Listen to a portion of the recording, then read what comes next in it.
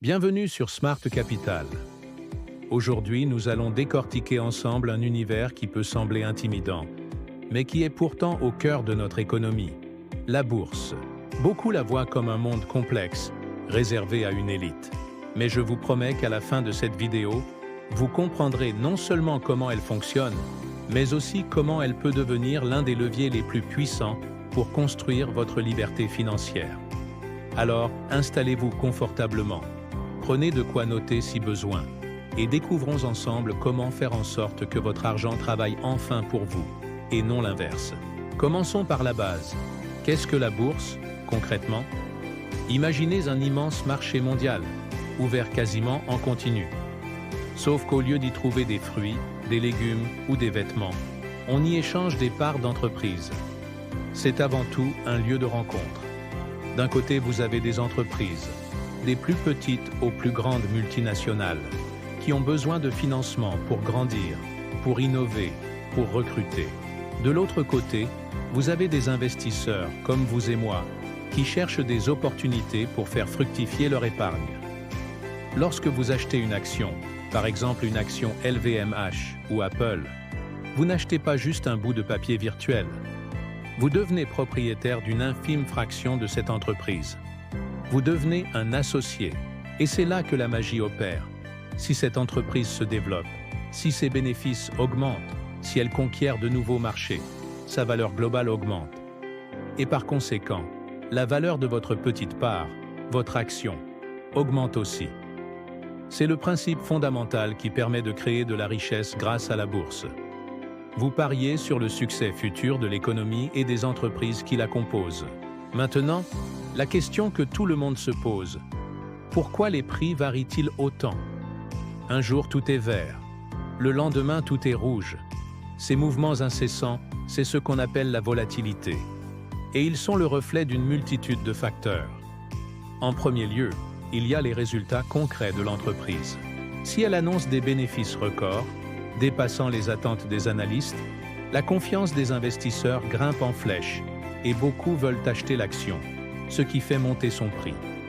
À l'inverse, si les résultats sont décevants, c'est la douche froide et le prix chute. Mais ce n'est pas tout. La bourse est aussi un baromètre des émotions humaines et des anticipations collectives. Une simple rumeur, une nouvelle loi, un changement de dirigeant, une innovation technologique chez un concurrent, tout peut influencer le cours. Et puis, il y a le contexte global. Si l'économie mondiale montre des signes de ralentissement, si une crise géopolitique éclate, les investisseurs deviennent plus craintifs. Ils ont peur de perdre leur argent et préfèrent vendre, même si les entreprises qu'ils possèdent se portent bien. Cette peur généralisée peut provoquer une chute de l'ensemble du marché. En réalité, la bourse est un équilibre permanent, une lutte constante entre la peur de perdre et l'avidité de gagner, entre la confiance dans l'avenir et l'incertitude du présent. Comprendre cette psychologie de marché est aussi crucial que de savoir lire un bilan financier.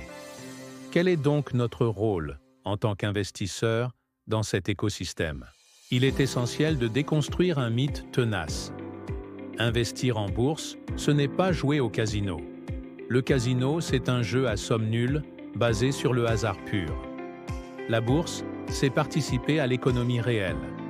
Chaque euro que vous investissez est un euro qui va permettre à une entreprise de financer sa recherche, de développer de nouveaux produits, de créer des emplois. Vous devenez un acteur, même modeste, de la croissance économique. Et l'histoire nous le prouve. Sur le long terme, les investisseurs patients qui croient en cette croissance sont presque toujours récompensés.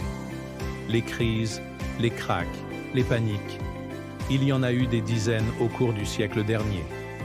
Et pourtant, les grands indices boursiers ont toujours fini par remonter et atteindre de nouveaux sommets. Les plus grands patrimoines du monde de Warren Buffett, qui a commencé avec quelques milliers de dollars à des millions d'épargnants anonymes qui ont simplement investi régulièrement une partie de leur salaire, ont été construits sur un principe simple: la patience et la confiance dans le progrès humain. Votre rôle n'est pas de prédire le cours de demain, mais de sélectionner de belles entreprises et de leur laisser le temps de grandir. Alors, comment faire ces premiers pas concrètement? La bonne nouvelle, c'est qu'il n'a jamais été aussi simple et accessible de commencer. Inutile d'avoir des milliers d'euros ou d'être un expert en finance. La première étape est d'ouvrir une enveloppe fiscale adaptée.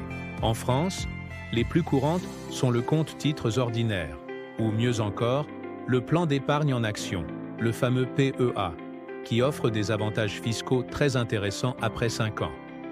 Une fois ce compte ouvert auprès de votre banque ou d'un courtier en ligne, vous pouvez commencer à investir, même avec de petites sommes, quelques dizaines d'euros par mois suffisent.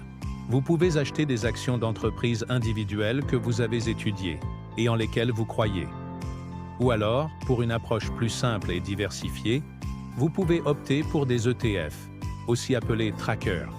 Ce sont des fonds qui répliquent automatiquement la performance d'un indice entier, comme le CAC 40 ou le S&P 500.